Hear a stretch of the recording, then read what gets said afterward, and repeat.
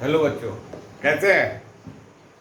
आज हम लोग क्लास 10th का एक्सरसाइज 3.2 3.5 का क्वेश्चन नंबर 1 देखते हैं। क्वेश्चन नंबर 1 में कहता है कि आपको पेयर ऑफ लीनियर इक्वेशन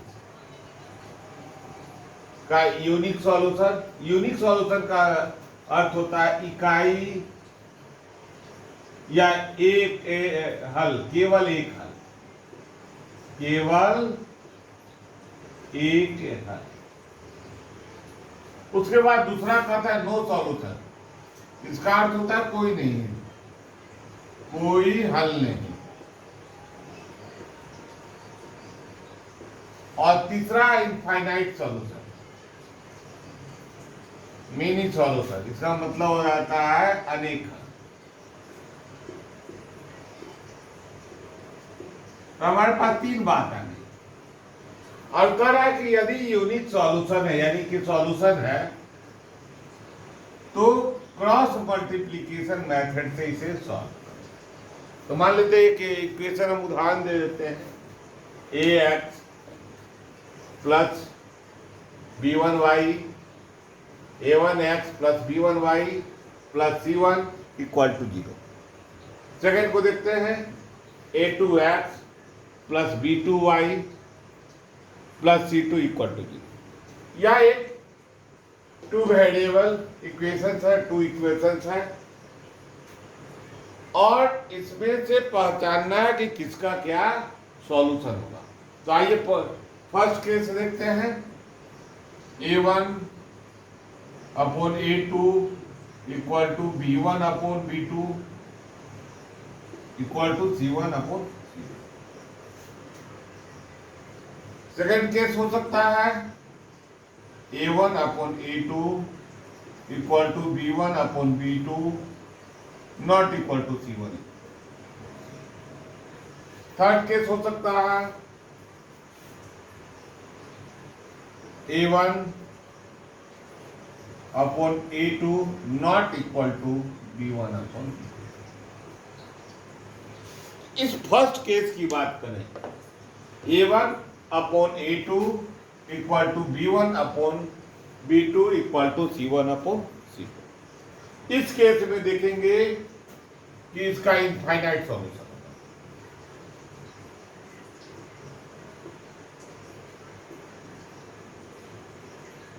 इसका अर्थ होता है अनेक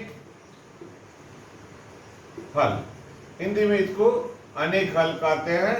यानी कि यह सॉल्यूशन जो होता है ना, वह एक ही पर हो जाता है, उसका अनेक हल निकल जाता है। उसके बाद इसको देखें, सेकेंड केस को, तो इसमें पैरेलल लाइंस निकलते हैं। तो सॉल्यूशन किसका होगा? जो कहीं क्रॉस करेगा। तो इसमें चूंकि यह लाइन पैरेलल निकल जाते हैं, क्रॉस कहीं नहीं करते हैं, इसलिए इसका नो सॉल्यूशन होता है। इसका है नो सॉल्यूशन। थर्ड है इसके क्रॉस कर जाते हैं। तो यह क्रॉसिंग पॉइंट जो होता है एक्स एक्सिस और वाई एक्सिस पर, यही सॉल्यूशन होता है। तो इसका यूनिक सॉल्यूशन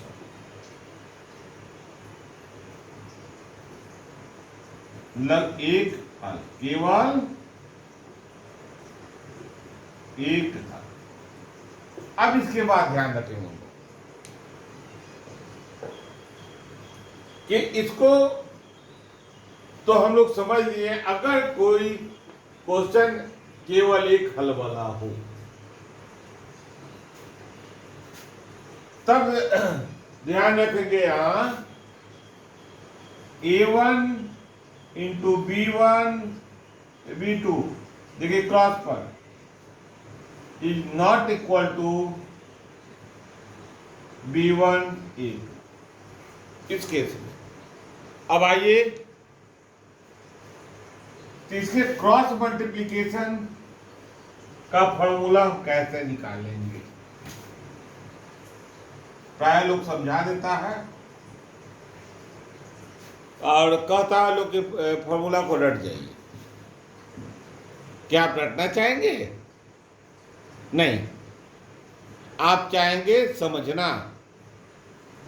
तो मैं जो समझा रहा हूं उसको केवल गौर से देख ले, आपकी लाइफ कभी नहीं भूलेगी। आइए इस फॉर्मूला को समझे इसी टर्म से। इसी को थोड़ा सा तीनों टर्म को रखें, x upon y upon 1 upon equal to का साइन दे दे। अब हम एक फॉर्मूला याद रखें मन में कि चिड़िया पेड़ पर से नीचे उतरी, फिर पेड़ पर चढ़ गई, फिर नीचे उतर। यह याद रखें। इससे क्या होगा कि अगर हमको एक्स टर्म को लिखना है तो एक्स टर्म वाले को बंद कर देंगे, हाथ से ढक देंगे। तो क्या बच जाएगा? जब इसको हम लोग हाथ से ढक देंगे तो क्या हो जाएगा? B1 C2 B1 C2 B2 C1 minus B2 C। फिर जब y टर्म की बात आएगी तो हम कैसे चलेंगे? इधर से चलेंगे, यानी कि A2 C1 A2 C1 minus A1 C2। देखिए हम ये वाला बंद कर देंगे। अब 1 वाले क्या ही कांस्टेंट पार्ट हुए, तो यहां तो कुछ है नहीं, केवल कांस्टेंट पार्ट है, तो इसको बंद कर देंगे और फिर उसे सीधा ले आएंगे A1 B2 minus A2 B1। बस फॉर्मूला तैयार। फॉर्मूला देखिए कितना इजीली तैयार हो गया। x upon x equal to x equal to यह टर्म ऊपर चला जाए B1 C2 minus B2 C1 by A1 B2 A2 B1 y equal to उसी तरह से A2 C1 minus A1 C2 by A1 B2 minus A2 B1। देखिए फटाफट किताब में मिला करके देख लीजिए। किताब में फॉर्मूला मिला करके देखेंगे यही मिलेगा। फिर से मिलाइए B1 C2 x equal to B1 C2 minus B2 C1 upon A1 B2 minus A2 B1 y equal to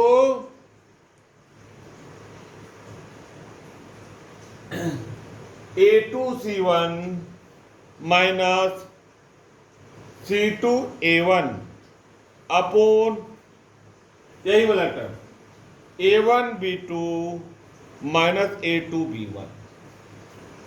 अब इस आधार पर हम लोग क्वेश्चन को सॉल्व करने का प्रयास करते हैं। तो आइए हम लोग क्वेश्चन को पहले नोट डाउन करते हैं। आइए अब हम लोग क्वेश्चन को देखते हैं। क्वेश्चन नंबर 1 का 1।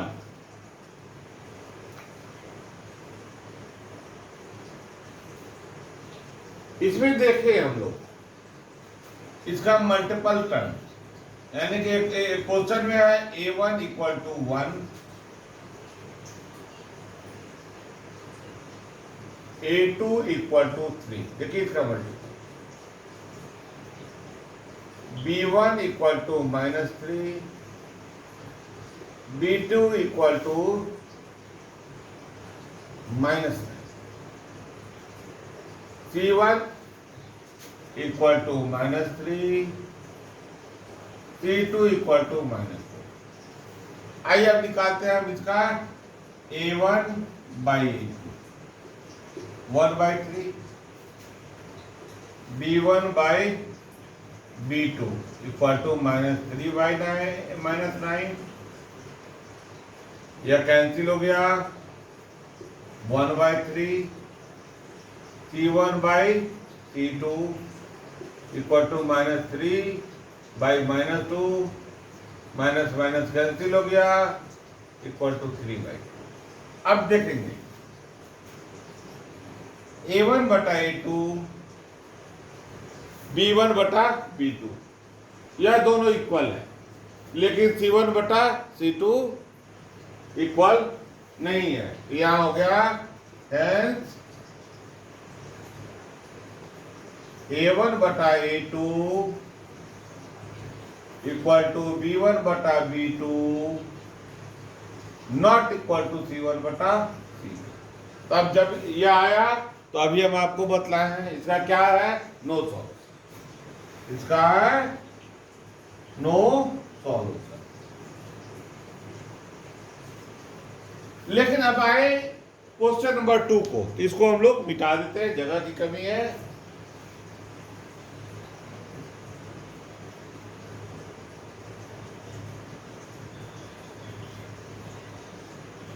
इस क्वेश्चन को लेगा।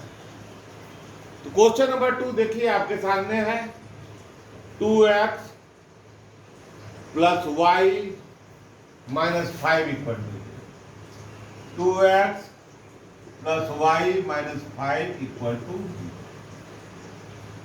3x + 2y - 8 equal to. इसमें देखेंगे A1 equal to 2, A2 equal to 3, B1 equal to 1, B2 equal to 2, C1 equal to -5, C2 equal to 9। आप देखें इस पे A1 upon A2 equal to 2/3, B1 upon B2 equal to 1/2। यह दोनों मिल रहा है? नहीं। जब नहीं मिल रहा तो तीसरा जाएंगे नहीं, यहां पर लिख देंगे A1/A2 not equal to B1/B2। तीसरा क्या होगा, it has unique solution।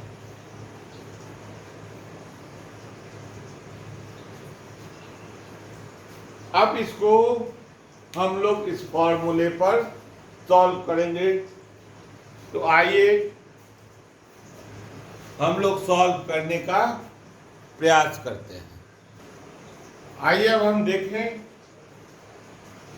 अब x का वैल्यू निकालेंगे। x के लिए फॉर्मूला क्या है, B1C2 माइनस B2C1।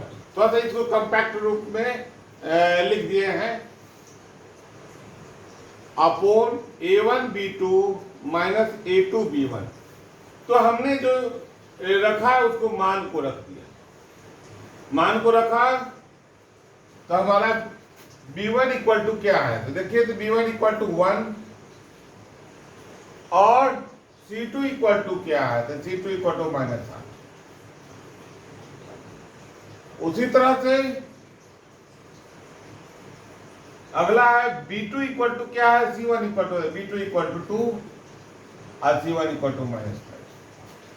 नीचे देखिए A1B2, A1 इक्वल टू 2 और B2 इक्वल टू 2, और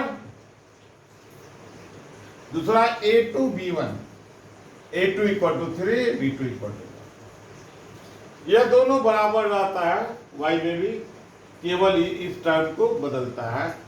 इसका हम लोग सॉल्यूशन किए, x बराबर 2 और y बराबर 1। हेंस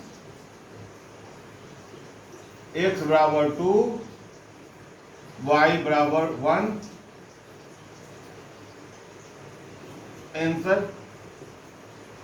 इस तरह से हम मैथ्स को सॉल्यूशन करेंगे और